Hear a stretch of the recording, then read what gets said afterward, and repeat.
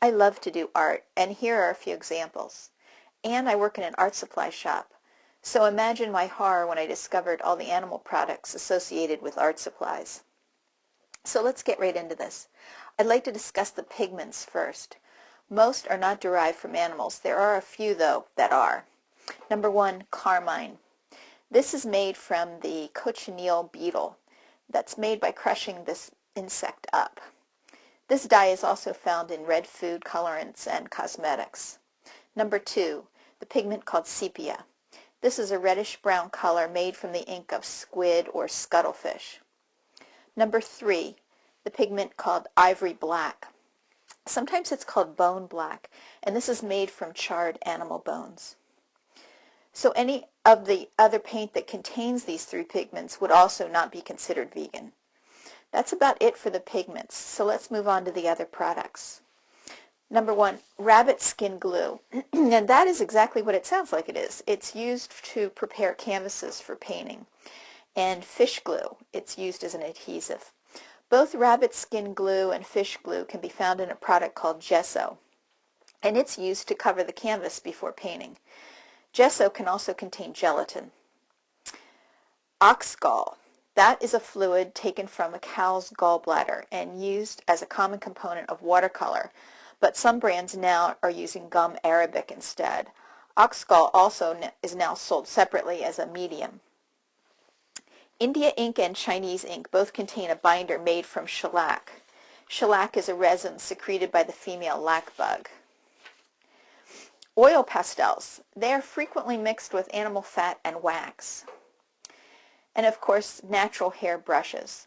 The most common ones are made from squirrel, ox, goat, sable, or hog, and in India, mongoose, even though it is illegal.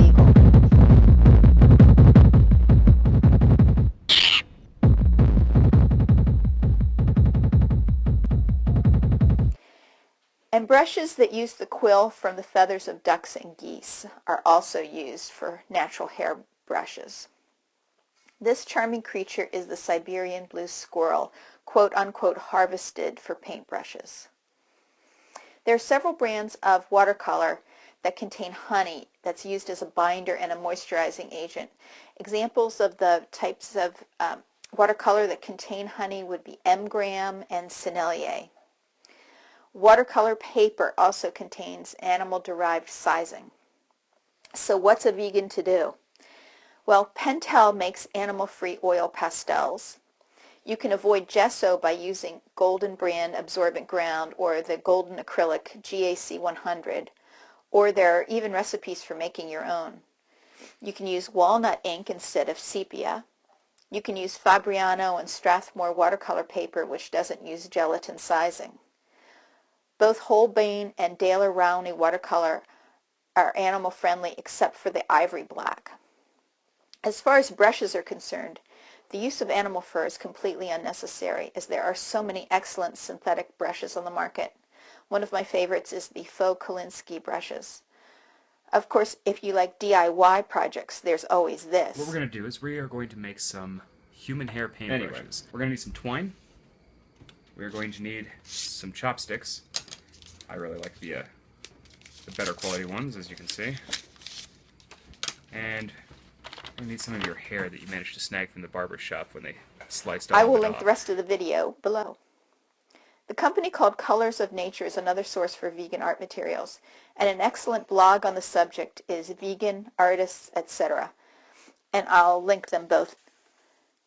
Of course, the best thing to do is always go to the manufacturer of the art material that you're interested in and ask about animal ingredients.